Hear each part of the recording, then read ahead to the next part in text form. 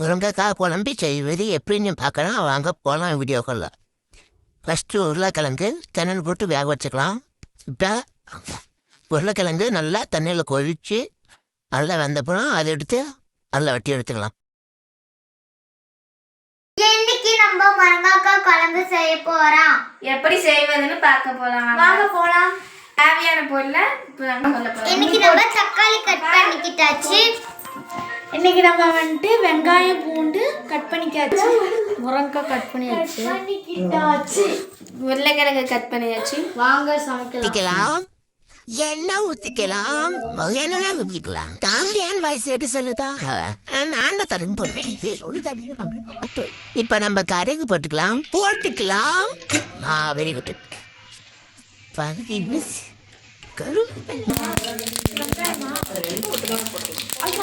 வெங்காயம் பூண்டு போட்டுக்கலாம்.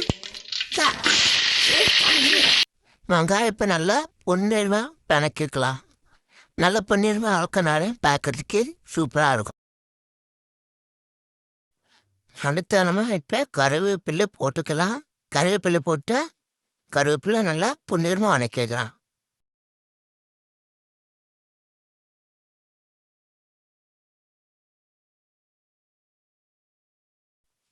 அடுத்து நம்ம தக்காளி கொட்டிக்கலாம்.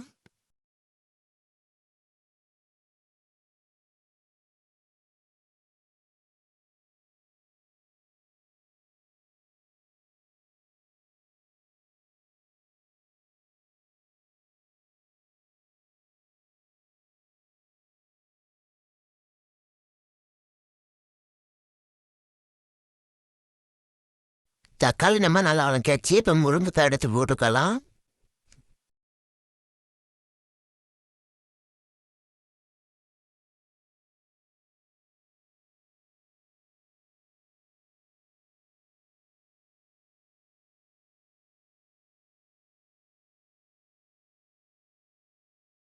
முருங்கைக்காய் கூட நம்ம வெட்டி சின்ன உருளைக்கிழங்கு உடனே போட்டுடலாம்.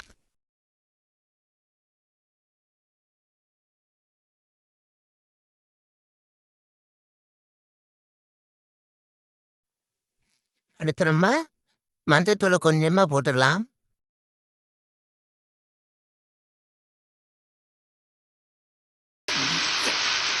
உப்பு போட்டுக்கலாம். என்ன செஞ்ச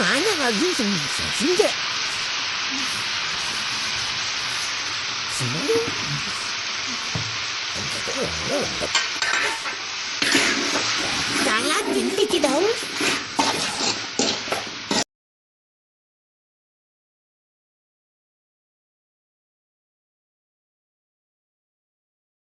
மணக்குதுங்க. ஆனா முருங்கைக்காய் தாங்க வேகல. செம்ம வாசம், வா மூக்க தொலைக்குது. எனக்கு பார்த்தோன்னே வாயிலிருந்து ஜொல்லு ஊதுங்க.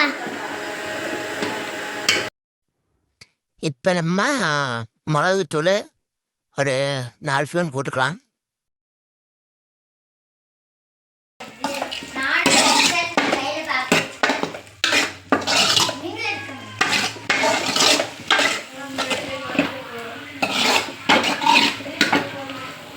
செல்லில் பார்க்குறப்ப கற்றுக்கிட்டு ஆமாம். இல்லை நம்மளே இதை பார்த்துனா செல்லில் பார்க்குறக்கு நமக்கு அப்படியே எச்ச ஊறும்.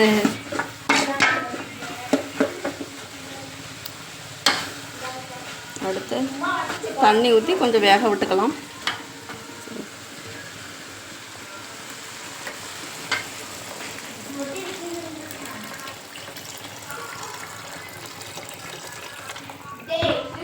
ஒரு 5 நிமிஷம் வேக விட்டு பண்ணிக்கலாமா?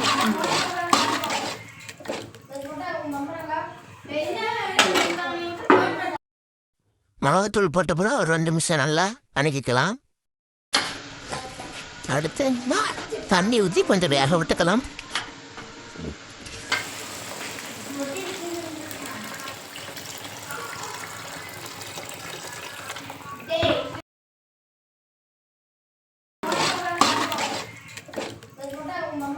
சரி, இப்போ நம்ம தண்ணி ஊற்றியாச்சு. தட்டு போட்டு மூட்டிட்டு 5 நிமிஷம் கழிச்சு திறந்து பார்க்கலாம் எப்படி இருக்குதுன்னு. 5 நிமிஷத்துக்கு பிறகு ஆஹா பார்க்கவே செம்மையாக இருக்குதுங்க. குழம்பு ஃபுல்லாக செஞ்சு முடிச்சுட்டு டேஸ்ட் எப்படி இருக்குன்னு பார்த்துட்டு சொல்கிறோம்.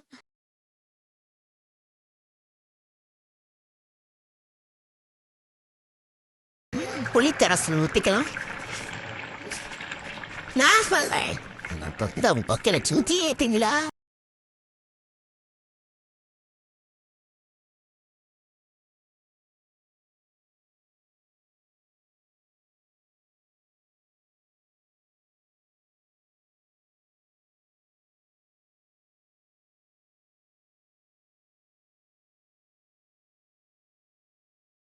இப்போ நம்ம தேங்காவை நல்லா அரைச்சி ஊற்றிக்கலாம் குழம்புல.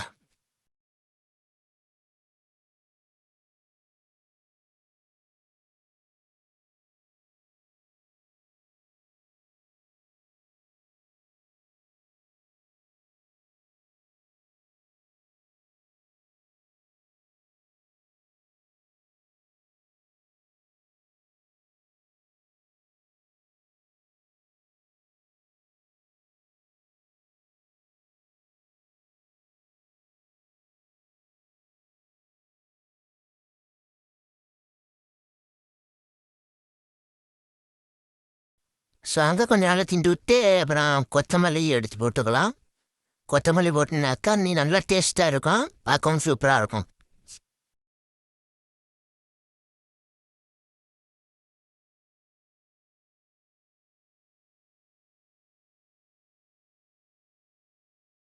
கொத்தமல்லி போட்ட பிறகு ஒரு 5 நிமிஷம் நல்லா கொதித்து விட்டு அதுக்கப்புறம் நம்ம இறக்கிக்கலாம். அப்புறம் குழம்பு பார்க்கையில் சூப்பராக இருக்கும். சரி, இப்போ நம்ம குழம்பு இறக்கி வச்சு குழம்பு பார்க்கையில் சூப்பராக இருக்குது. சரி, நாங்கள் சாப்பிட்டு டேஸ்ட் எப்படி இருக்குன்னு சொல்கிறேன்.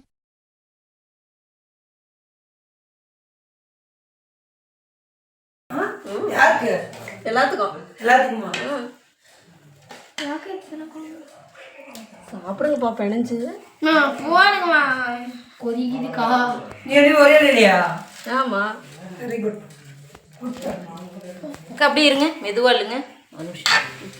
அல்லுங்க, அப்படியே மெதுவாக போய் சாப்பிடலாம். இருங்க.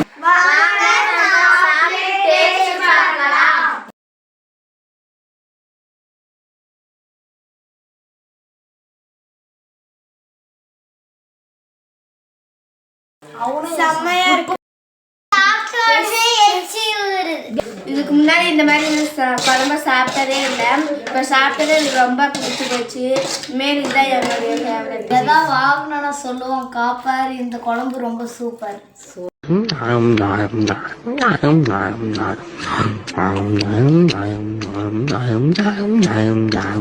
லைக் பண்ணுங்க, ஷேர் பண்ணுங்க, கமெண்ட் பண்ணுங்க, சப்ஸ்கிரைப் பண்ணுங்க.